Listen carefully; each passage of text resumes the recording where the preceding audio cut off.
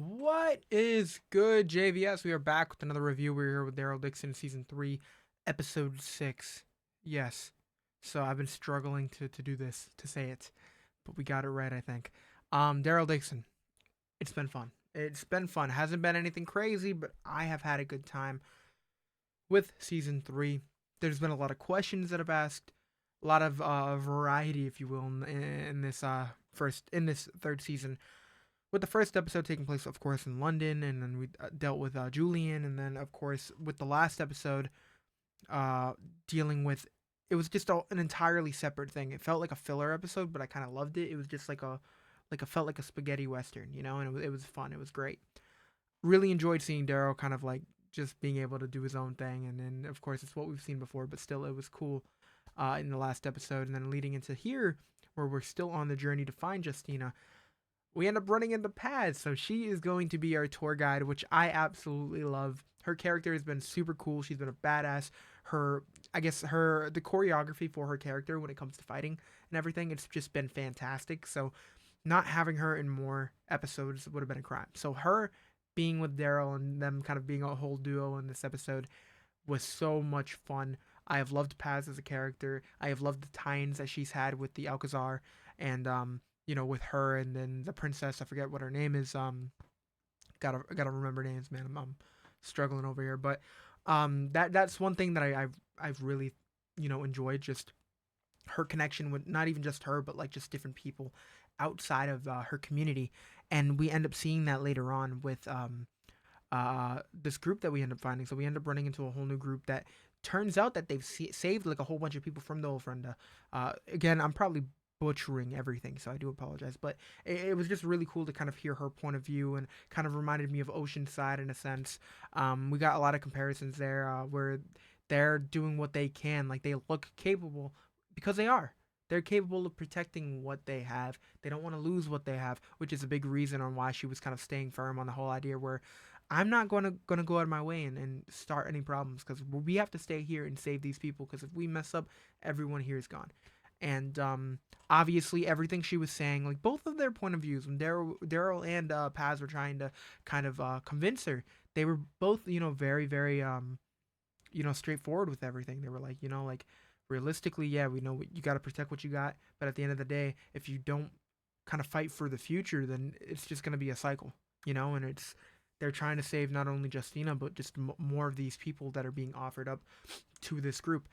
And just to see kind of like the whole back and forth there was definitely like a plus for me. I really enjoyed how they kind of were discussing that, and how that kind of was pushed forward to them ultimately agreeing to help the cause, if you will. And we ended up dealing with a really really cool like shootout sequence, which ultimately ended with the death of the leader of that group. But still, it was just really interesting to see how it was going. um the Alcazar, their group, whatever it's called, they surprisingly were hitting their shots, and that's one thing that it's very spotty when it comes to like television shows or even The Walking Dead. When it comes to a lot of the enemies making, shooting, doing what they're doing, a lot of the times they don't hit. So sometimes where I don't know, it's like a whole thing. Sometimes we're able to get past 100 people because nobody knows how to hit their shots. It's just it was interesting to see how they kind of laid down that fight sequence where we got people up on the balcony getting hit, and I'm like, wow, like this is interesting. Like there's no one here is really safe. Like it's everyone's getting hit. And then we find Justina and another person, and we were so close, so close. That entire moment with Daryl kind of holding her hand and just not letting go was just it's why we love his character, man. And I mean, he said straight up, like it felt like the only option. I wasn't gonna let go. And when we do finally get the reunion, it's gonna be fantastic. Roberto has been nothing but annoying, but I do enjoy his character. I am looking forward to seeing what he does next. Speaks his mind, you got to give him that. But realistically, I mean, he's kind of a pain in the ass at times. So I am looking forward to seeing how that's gonna get handled in the next episode. I mean, we got one episode left, which is insane to me. I don't know how they're gonna wrap everything up. Part of me is just like, hey, like, are we done? Are we gonna be getting out of Spain after this episode? What are we doing? And then part of me is like, oh, well, maybe everyone's gonna find out the truth about Fede, and then he's gonna end up not being in charge, and it's gonna be a whole thing. But I'm just curious to see like what they're gonna end up doing. If we're gonna end up staying for the first two episodes of season 4, we know season 4 is the finale. It's it. So I'm sure that we're gonna end up having to go back to America, but are we gonna go back to America in the last episode? Are we gonna get? I don't know how they're doing it. Like they're kind of killing me over here. But a lot of questions, and I think that's the reason why I'm enjoying watching the show, because I'm just asking, I guess, every possibility, and that's what I want you guys to do. Talk to me in the comment section if you have any questions, if you have any ideas on what might happen. Perfect. We go live every week on my channel. If you guys want to go over there, ask questions, talk to us while we're live, I would love to have you there. We usually have a couple guests on. It's fun. It's a fun time, so I'd love to have you there for that. But as for this episode, it was cool, man. I again, I really enjoyed it. Just seeing Paz talking to these people that she hasn't seen in forever was just it was cool to me. It was a plus.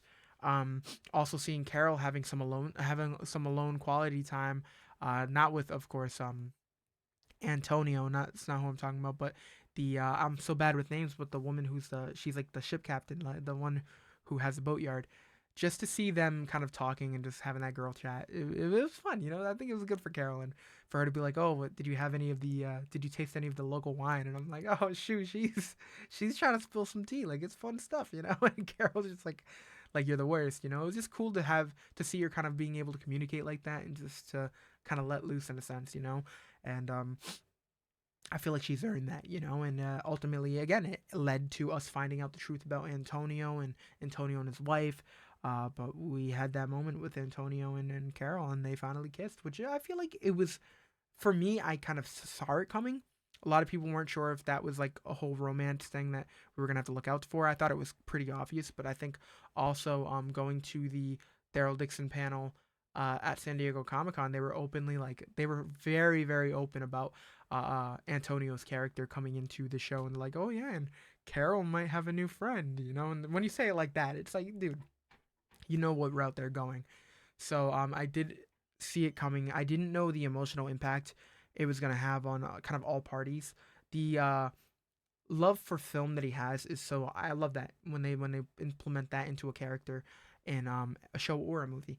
And when we actually get to see him kind of talk about his love for filming, and just not even just that, but like the documentary or just the news that they were going to capture, and him and his wife were going to capture, and then we get the whole bomb happen on the camera, and we see his wife die, and then on top of his wife dying, which was a lot on its own, it directly led into the fall of civilization, the birth of course, walkers and everything.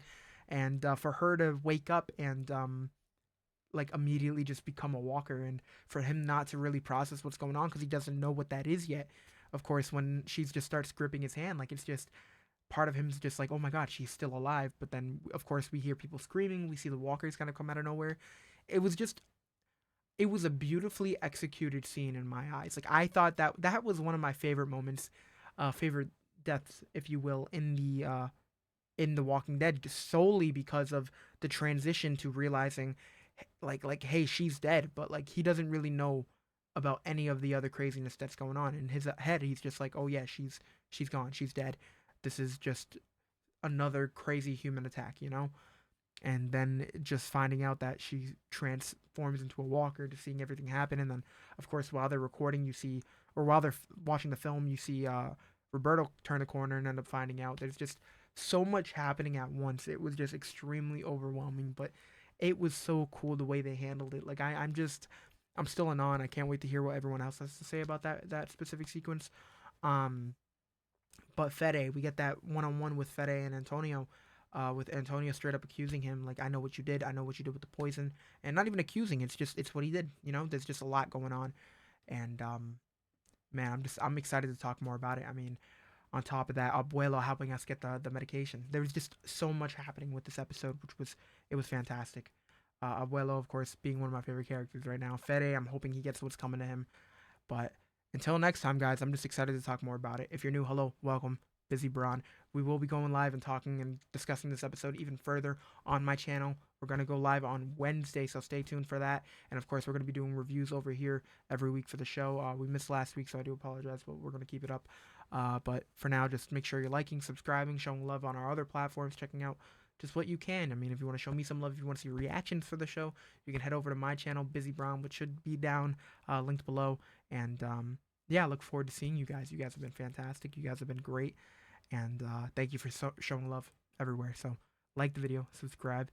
thank y'all for watching, and we'll see you for the finale of Daryl Dixon season 3.